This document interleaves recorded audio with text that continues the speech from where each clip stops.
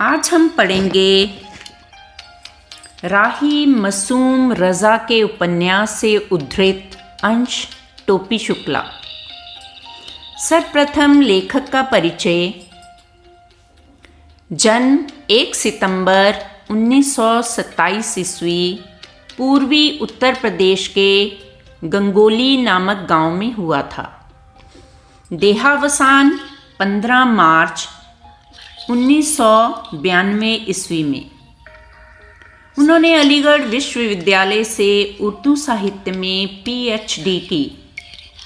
प्रमुख कृतियाँ हिंदी उपन्यास आधा गांव, टोपी शुक्ला, हिम्मत जौनपुरी, कटरा बी आरजू, असंतोष के दिन, नीम का पेड़ आदि। उर्दू कविता संग्रह नया साल, मौजे गुल, मौजे सबा, रक्से में, अजनबी शहर, अजनबी रास्ते, उनकी प्रमुख जीवनी, छोटे आदमी की बड़ी कहानी।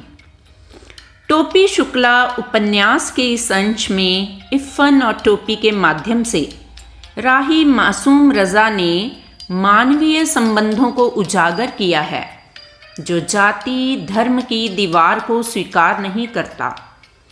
इफ़न कलेक्टर का बेटा है, टोपी डॉक्टर का। इफ़न टोपी का पहला दोस्त था। उसने टोपी के व्यक्तित्व को प्रभावित किया। लेखक इफ़न और टोपी की तुलना मोहम्मद साहब और कृष्ण को आधार बनाकर करता है। लेखक को दुख है कि मोहम्मद साहब और कृष्ण दोनों पशु चराते थे। इसके पश्चात भी लोगों ने दोनों में अंतर कर दिया। इसी तरह इफ़न और टोपी भी एक हैं, लेकिन उनके धर्म उन्हें भिन्न बना देते हैं।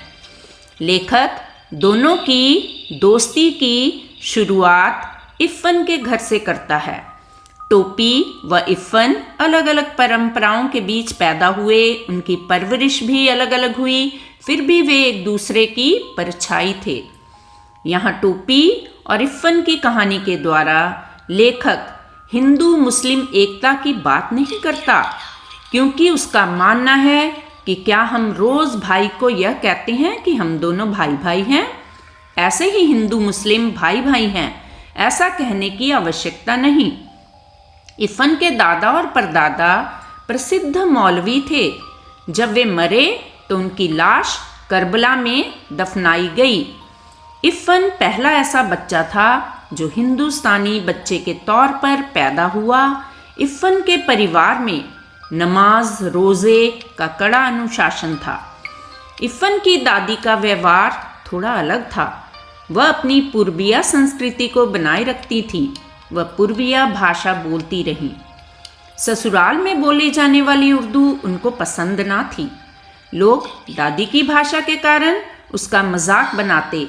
जब बेटे की शादी हुई तो उनका मन नाचने गाने को हुआ, लेकिन मौलवी साहब के अनुशासन के कारण वे ऐसा ना कर सकीं। इफ़न की छठी के दिन खूब नाची। इफ़न जब पैदा हुआ तब उसके दादा स्वर्ग सिधार चुके थे। उनकी दादी एक जमींदार परिवार की थीं, जहां उन्हें घी दूध खाने पीने की स्वतंत्रता थी। ससुराल में उन्हें मौलवियन बनकर रहना पड़ा। अपने अंतिम दिनों में अपने घर जाने और वहीं दफनाने की बात कही। वह भूल गई थी कि अब उनका परिवार लाहौर में है। उनकी कच्ची हवेली कस्टोडियन की हो चुकी थी। उन्हें अपना घर बहुत याद आता था। उन्हें करबला या नज़्फ जाना पसंद ना था। वह फातमैन में दफन हुई। इफ़न चौथी कक्षा में था तब उसकी दोस्ती टोपी से हुई। अपनी दादी से इफ़न को बहुत लगाव था। सारे घर के सदस्य उसको डांटते, दादी उसको प्यार करती, कहानियाँ सुनाती। दादी की पूर्वी बोली को सुनकर औरों की तरह इफ़न को बुरा नहीं लगा। वह और टोपी दादी के प्रशंसक बन गए थे।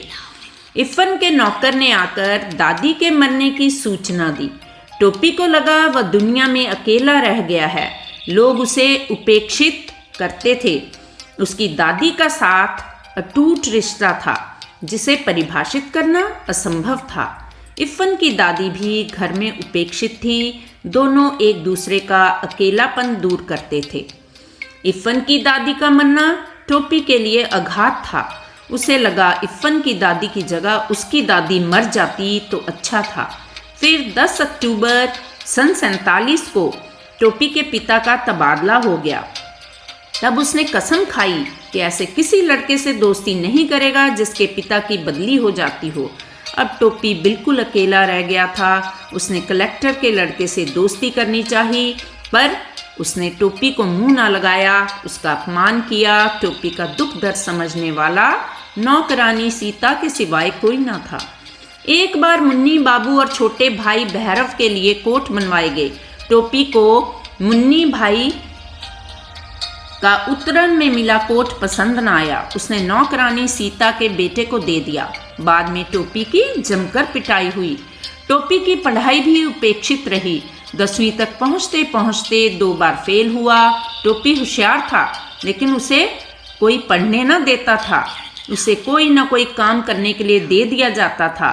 तीसरे साल जाकर वह पास हुआ। फेल होने पर उसके साथी अगली कक्षा में चले गए। अब उसका दोस्त कोई भी ना रहा था। वह बड़ा उदास नजर आता था। बस स्कूल में भी अकेला रह गया। अध्यापक उसे उपेक्षित नजरों से देखते। कक्षा के लड़के उसका मजाक बनाते। तीसरे साल भी पिता के चुनाव में खड़े होने के कारण घर में पढ़ाई का माहौल ना मिला।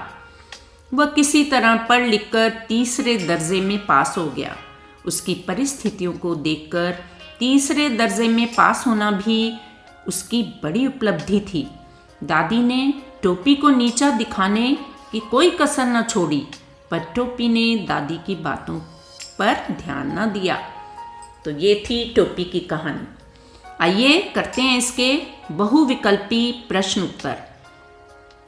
टोपी शुक्ला कहानी का लेखक कौन है?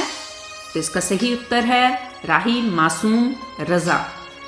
टोपी को बचपन में कहाँ से प्यार मिलता था?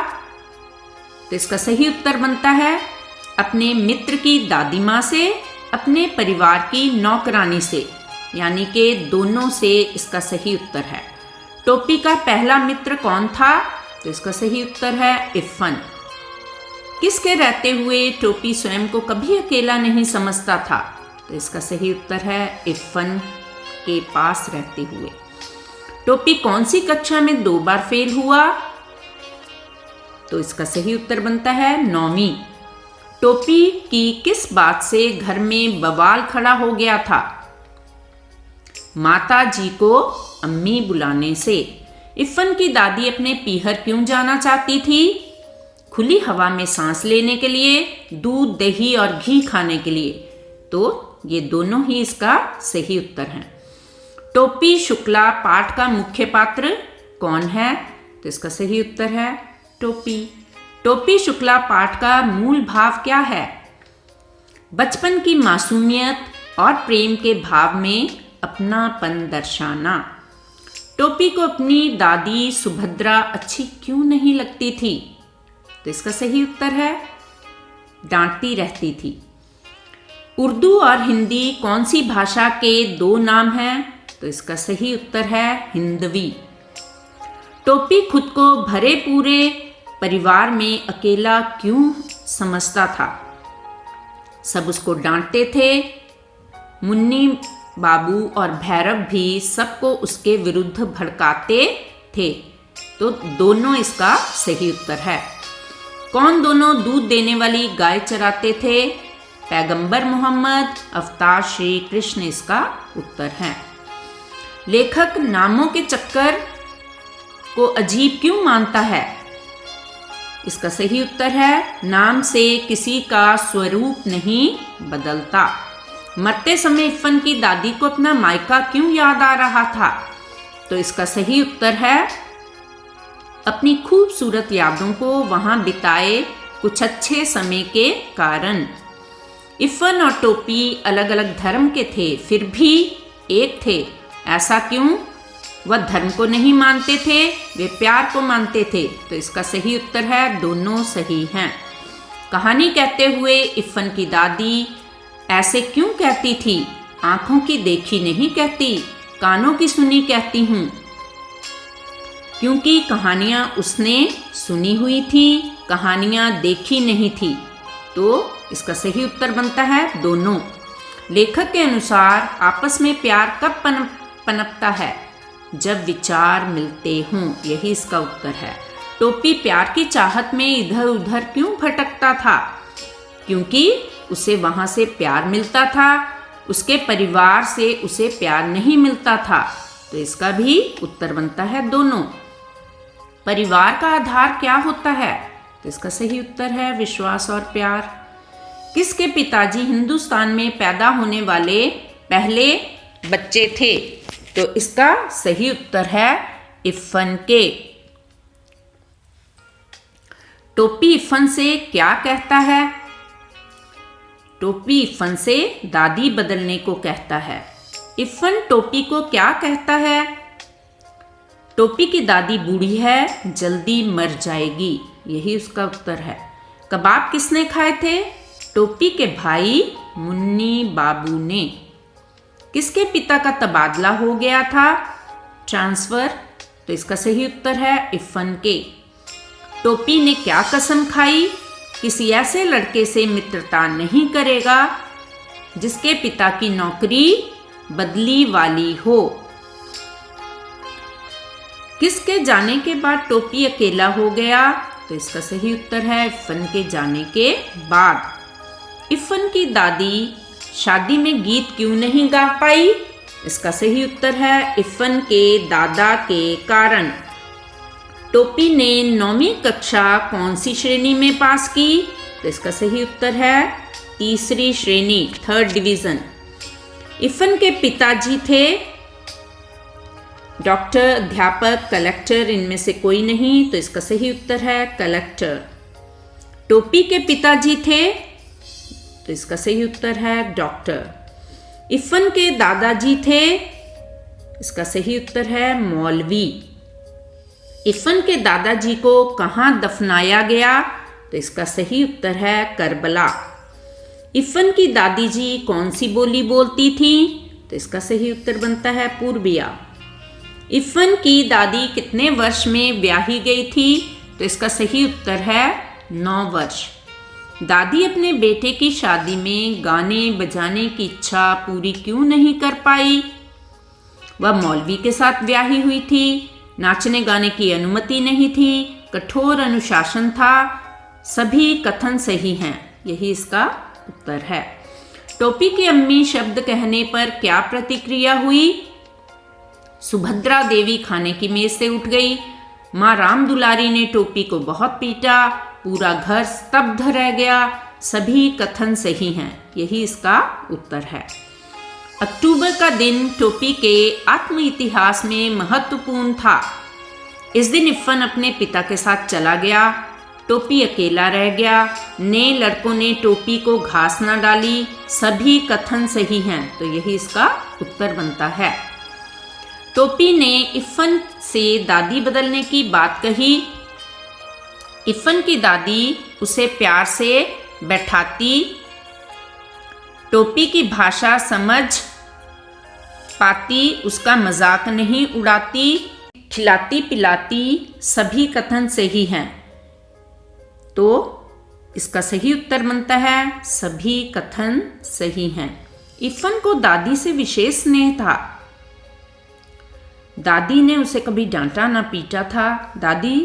रात को दादी बहुत सी कहानियां सुनाती थी। दादी की पूर्विया बोली उसे पसंद थी। सारे कथन सही हैं। यही इसका उत्तर है। टोपी और इफ़न की दादी अनजान अटूट रिश्ते में बंधे थे। इसका सही उत्तर है इफ़न की दादी और टोपी को एक दूसरे से प्यार मिला। टोपी 9वीं कक्षा में 2 बार फेल हो गया। उसे कोई पढ़ने नहीं देता था। जब वह पढ़ने बैठता उसे काम दे दिया जाता। उसे टाइफाइड हो गया। सभी कथन सही हैं। यही इसका उत्तर है। हमारी शिक्षा प्रणाली में सुधार होने चाहिए। शिक्षा स्तर को बढ़ाना, फेल हो चुके छात्रों को बाकी छात्रों के बराबर लाना, फेल हो चुके छात्रों के प्रति प्रेम व सहानुभूति का माहौल बनाना, सभी कथन सही हैं। तो शिक्षा प्रणाली में सुधार के लिए उपरोक्त सभी कथन सही हैं। इफ़न की दादी का मायके का घर कस्टोडियन में चला गया। उसकी दादी के घर के लोग कराची चले गए थे। दादी का मायके वाला घर अब खाली हो गया था। पहला और दूसरा दोनों सही हैं, यही इसका उत्तर है। किसका झूठ टोपी को गहरी चोट देता था? तो इसका उत्तर है मुन्नी बाबू। किसके शब्द टोपी को गुड़ की डली की तरह लगते थे? तो इसका सही उत्तर है दादी। कुत्ते के काटने से किसके पेट में 7 सुइयां लगी? तो इसका सही उत्तर है टोपी। टोपी भरे पूरे घर में अकेला था, कैसे? कोई उसकी भावनाओं को नहीं समझता था। दादी उसकी हर बात में कमी निकालती। माँ इफ़न और उसकी दोस्ती पसंद ना करती थी। तो इसका उत्तर बनता है सारे कथन सही हैं। टोपी की यह विशेषताएं थी, वह तेज दिमाग वाला बच्चा था, वह बड़े बूढ़ों का आदर करता था, वह सब धर्मों को समान दृष्टि से देखता था। तो इसका सही उत्तर है सभी कथन सही हैं। दादी ने करबला या नजफ जाने से मना किया। उनको उर्दू वातावरण पसंद न था। वे पूर्वी क्षेत्र से आई थीं। उन्हें पूर्वी बोली से विशेष लगाव था। सभी कथन सही हैं, यही इसका उत्तर है। दोनों प्यासे थे, एक दूसरे की प्यास बुझा दी। वाक्य किसके लिए कहा गया है? तो ये वाक्य 8 साल के टोपी 72 साल की इफ़न की दादी के लिए कहा गया है। घर से विदा होने पर परदादी क्या करती थी? दरवाजे पर पानी का एक घड़ा रखवाती थी, यही उसका उत्तर है। टोपी जिम्नेशियम के कोने में क्यों रोने लगा? इसका उत्तर है इफ़न की दादी की मरने की खबर सुनकर। प्रेम न जाने जात पात, प्रेम न जाने खिचड़ी भात पंक्ति का अर्थ है संबंधों का आधार आत्मीयता, अपनापन है, ना कि जात पात। प्यार सामाजिक स्तर, रीति रिवाज और खान पान का गुलाम नहीं। प्यार में रूखा सूखा अमृत सा लगता है। तो इसका सही उत्तर है सभी कथन सही हैं। टोपी शुक्ला किस विधा में लिखा गया है? तो इसका सही उत्तर है उपन्यास। तो बच्चों, यहाँ हमने ये देखा कि सांप्रदायिक, जातिगत, धार्मिक भेदभाव को समाप्त करके हमें मानवीयता के महत्व को स्थापित करना चाहिए।